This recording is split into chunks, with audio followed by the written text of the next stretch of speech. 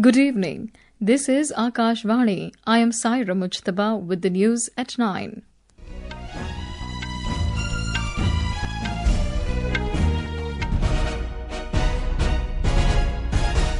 The headlines. Supreme Court permits Election Commission to proceed with electoral roll revision exercise in poll-bound Bihar. Asks poll body to consider accepting key documents including Aadhaar and Voter ID card. Centre approves release of over 1,000 crore rupees to flood and landslide affected states. Union Home Minister Amit Shah chairs 27th meeting of Eastern Zonal Council at Ranchi in Jharkhand. India's fish production more than doubled to 195 lakh tons in last 11 years. In cricket, hosts England recover after losing early wickets against India on opening day of third test at Lord's. And in Wimbledon Tennis, Anisimova upsets top seed Aryna Sabalenka to enter women's singles final.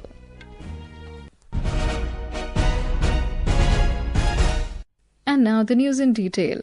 The Supreme Court has permitted the Election Commission to proceed with its Special Intensive Revision (SIR) exercise of electoral rolls in poll-bound Bihar.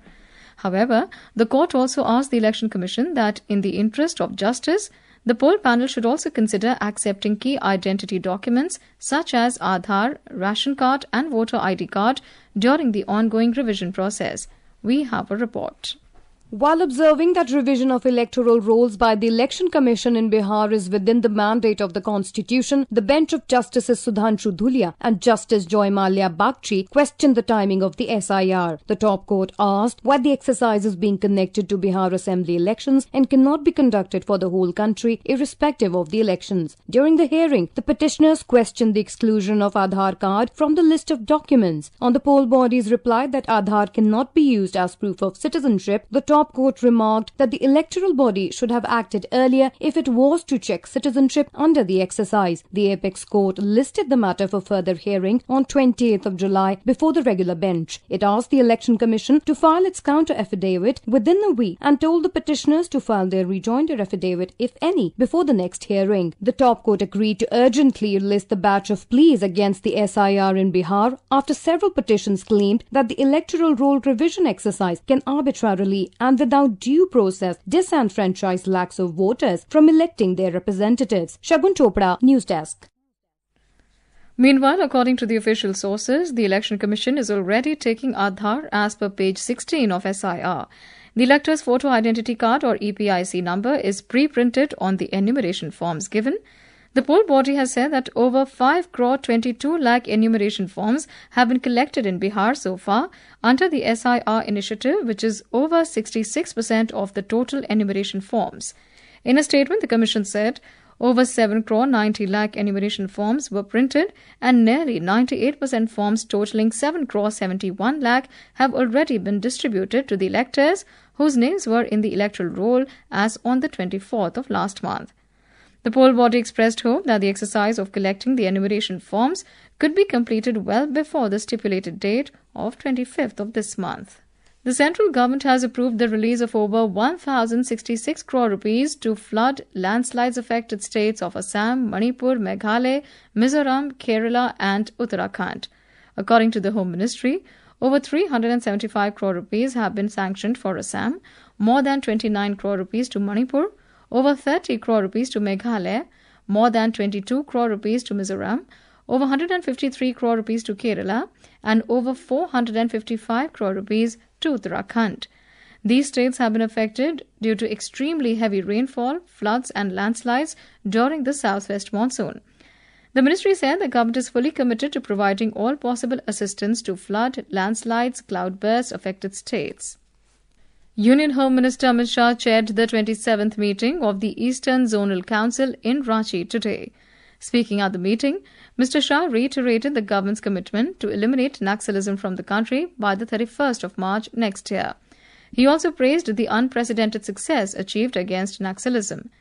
Mr. Shah said that it has been possible due to the unity shown by all the states and the bravery of the security forces. The Union Minister said that more efforts need to be made by the states of the eastern region towards the full implementation of the 3 new criminal laws. Mr. Shah also said that the regional councils have now become actionable platforms. The pending issues related to Masanjor Dam, Tayyapur Barrage and Indrapuri Reservoir were discussed in detail in the meeting. Besides, issues related to sharing of liabilities between Bihar and Jharkhand were also discussed in detail, and decisions were taken to take decisive steps through mutual consent towards attaining their resolution. The meeting was attended by Jharkhand Chief Minister Hemant Soren, Odisha Chief Minister Mohan Charan Manjhi, Bihar Deputy Chief Minister and West Bengal Finance Minister, Chief Secretaries and other senior officials of member states and senior officials of the central government. Vice President Jagdeep Dhankar today said that India's rise as a global power must be accompanied by the rise of its intellectual and cultural gravitas. Mr. Dhankar was addressing a conference on Indian knowledge systems at Jawaharlal Nehru University in New Delhi. Indian knowledge systems continue to radiate from hotspots around the world. We should reclaim that heritage, nurture it, and ensure its blossoming. We should continue to connect to the roots of Bharat. India's rise as a global power must be accompanied by the rise of its intellectual and cultural gravitas. This is very significant. Rise without this is not lasting. Rise without this is not in harmony with our traditions. The strength of the nation inhabits in its originality of its thought, the timelessness of its values, and the resilience of its intellectual traditions. That is the kind of soft power. Union Education Minister Dharmendra Pradhan has said universities will play a key role in achieving the goal of a Viksit Bharat. Mr. Pradhan was speaking after inaugurating the two-day conference of Vice-Chancellors of Central Universities at Kevadia in Narmada district of Gujarat today. राष्ट्रीय शिक्षा नीति 2020 हमारे सामने एक clarity की पथवे है हमारे सामने। जब अगर हम पिछले 10 साल की 11 साल की एक समीक्षा करते हैं 2014-15 की बेसलाइन डाटा से आज हम लोगों की 30% इंक्रीज हुई है उच्च शिक्षा की पार्टिसिपेशन। उसमें से महिलाओं की सबसे ज्यादा हुई है 38%। हमारी पीएचडी स्कॉलर्स की संख्या बढ़ी है। हमारी शेड्यूल्ड ट्राइब स्टूडेंट्स की 14 की तुलना में अभी 10% ग्रोथ हुई है। एससी की शेड्यूल्ड कास्ट की हमारी 8% ग्रोथ हुई है। This is Akashvani giving you the news. For quick news updates round the clock, follow us on our X handle at AIR News Alerts. And for details of these stories and more, log on to our website www.newsonair.gov.in and download the News on AIR app. Welcome back. You're listening to News at 9. India's fish production has more than doubled in 11 years, from 95.79 lakh tons to 195 lakh tons, reflecting the success of the country's Blue Revolution launched by the centre. Announcing this on National Fish Farmers Day in Bhubaneswar, Union Minister for Fisheries, Animal Husbandry and Dairying, Rajiv Ranjan Singh, highlighted a 140% growth in inland fisheries and aquaculture. He said seafood exports surpassed 60,500 crore rupees, with India retaining its global lead in shrimp exports.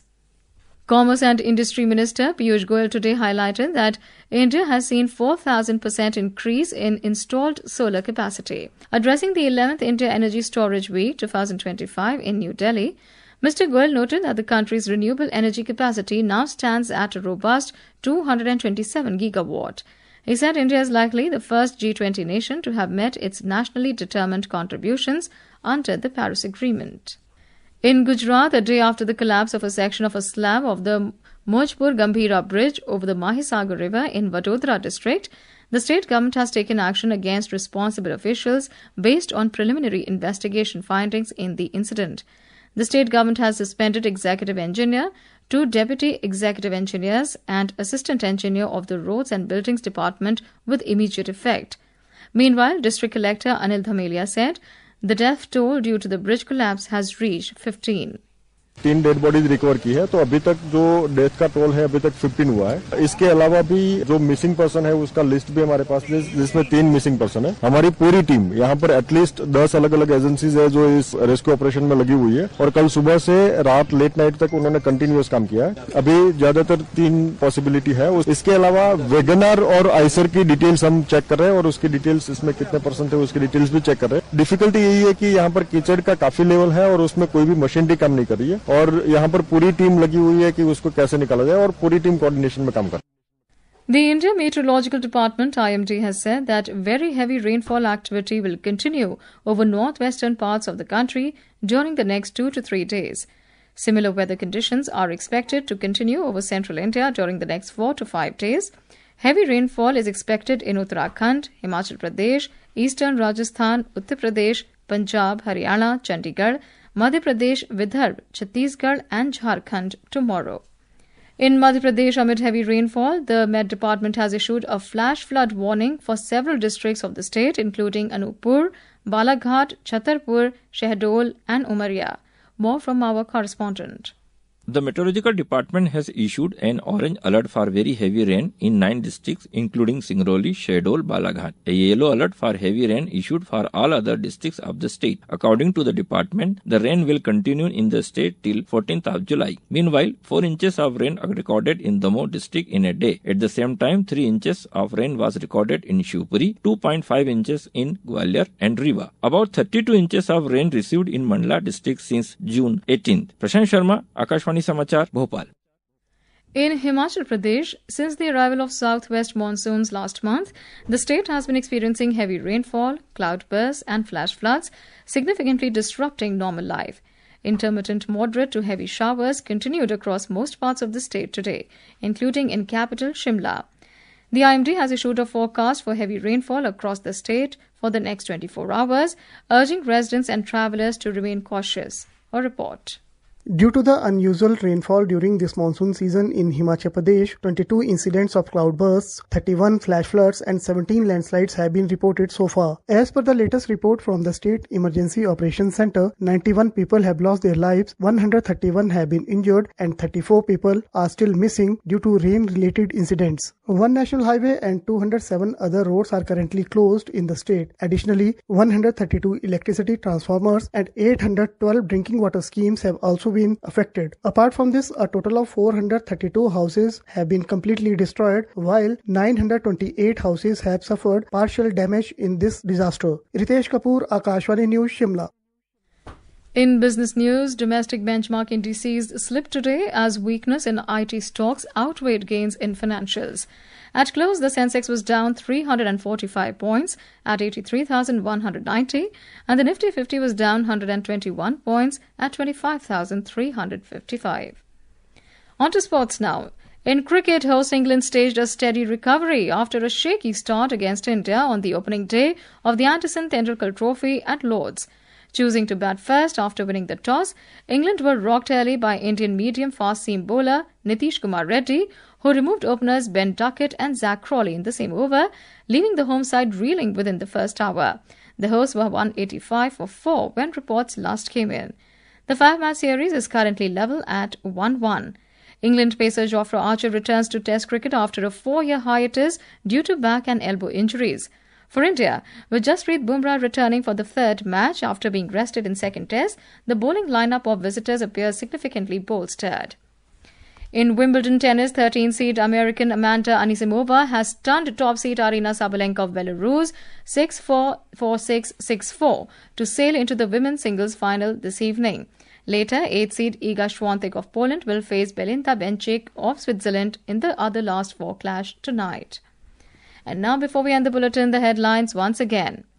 Supreme Court permits Election Commission to proceed with the electoral roll revision exercise in poll-bound Bihar.